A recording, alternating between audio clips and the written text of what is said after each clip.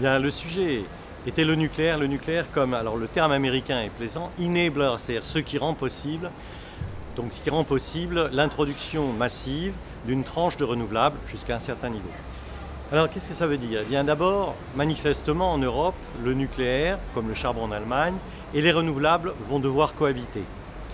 Cette cohabitation peut produire des effets qui sont perturbés par l'intermittence des renouvelables, et en particulier en ce moment, dans toute l'Europe, le gaz est poussé hors du marché par l'intermittence et par le fait que à ce moment-là, quand il revient sur la production, eh bien, il est chassé de nouveau par la base, les réacteurs de base, qui soient charbon en Allemagne ou nucléaire en France, et qui ont des coûts variables, des coûts marginaux inférieurs.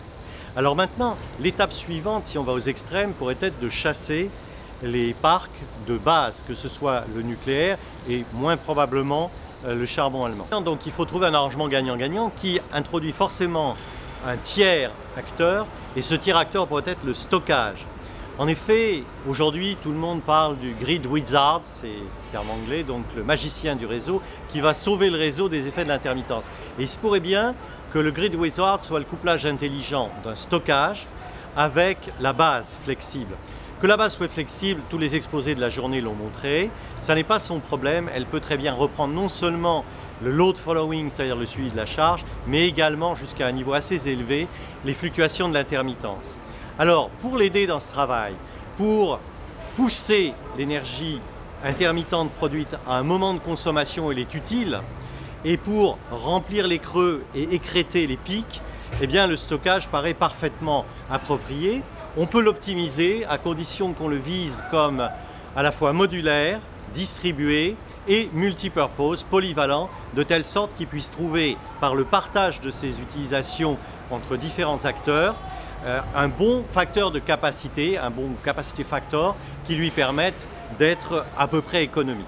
Donc voilà l'idée de base. Cette idée se conjugue avec la fixation de limites raisonnables.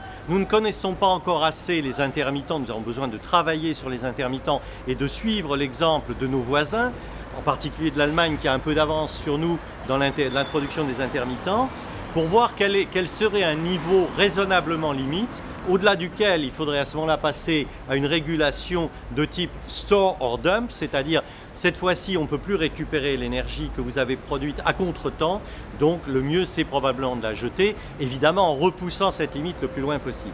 Alors en faisant ce travail, on voit que les ingénieurs qui font du design ou de l'exploitation dans le nucléaire voient s'ouvrir devant eux un élargissement du champ d'investigation et de créativité de leur travail professionnel.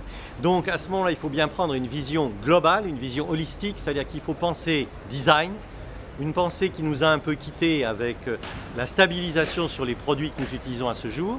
Pensée design, mais toujours avec le marketing et la sûreté.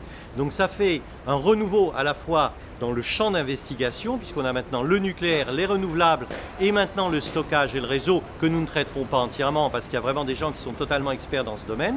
Mais nous pouvons faire la liaison et l'intégration et c'est vraiment une période turbulente, agitée, mais passionnante et c'est le vœu que je forme pour tous les jeunes qui ont participé à ces journées, c'est d'avoir la chance d'étendre leur champ d'action dans tous ces domaines.